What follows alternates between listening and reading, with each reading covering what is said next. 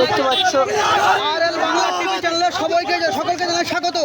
একেবারে আছি 24 পরগনা জেলার ক্যানিংপুর বিধানসভার জীবনতলার বকুলতলার ছেলে হাফিজুল সর্দার, তিনি কিন্তু রীতিমতো হাজ মোবারক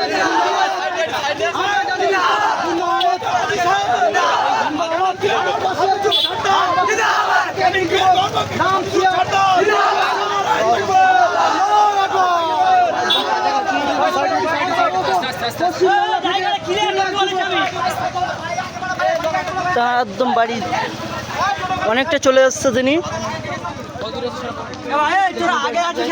জীবনতলা একদম ঢুকতে যায়, কিন্তু অনেকটা রাস্তা 8 মিনিটের রাস্তা তিনি অক্রমণ করেছে তার বাড়ি ছাড়া। হাফিজুল নামক এক যুবক, তার বয়স 30 বছর, তিনি পায়ে হেঁটে চলে এসছে বাসস্থান বিবি বাচ্চাকে রেখে তিনি হাজার উদ্দেশ্যে রওনা দিয়েছেন। সরাসরি কিন্তু আমরা দেখার চেষ্টা করছি, তার পিছনে হাজার হাজার এলাকাবাসী তাকে তকবীর ধ্বনি দিয়ে উল্লাস দিয়ে তাকে সংবর্ধনা নিয়ে ফুলের মালা দিয়ে তাকে ক্যামেরাবাসীকে দেখাতে বলবো, ফুলের মালা দিয়ে তাকে সংবর্ধনা করলেন। তার সাথে দেখুন কি বাচ্চা কি আবার সবাই কিন্তু তার সাথে সারিবদ্ধ হয়ে পায়ে হেঁটে একেবারে আমরা আছি। এদিকে ইন্ডিয়ান ফ্ল্যাগ নিয়ে এগিয়ে আসছেন, তার ব্যাগ হচ্ছে গিয়ে তিনি ইন্ডিয়ান ফ্ল্যাগ নিয়ে চলে এসছে। কিন্তু আর মাত্র 10 মিনিট গেলে জীবনতলা চলে যাব। আর জীবনতলা মানে একেবারে ক্যানিংপুর বিধানসভার একেবারে রাজধানী বলা যেতে পারে।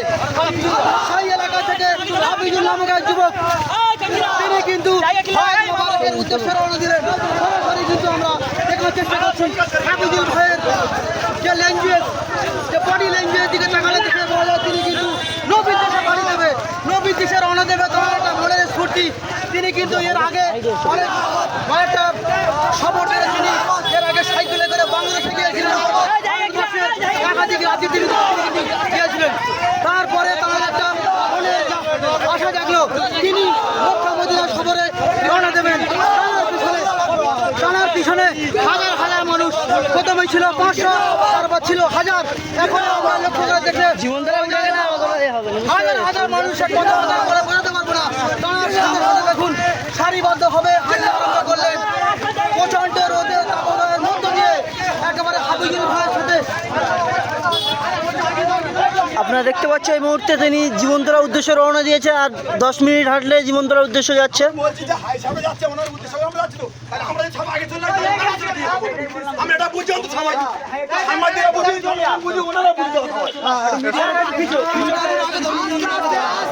ওই লোকগুলো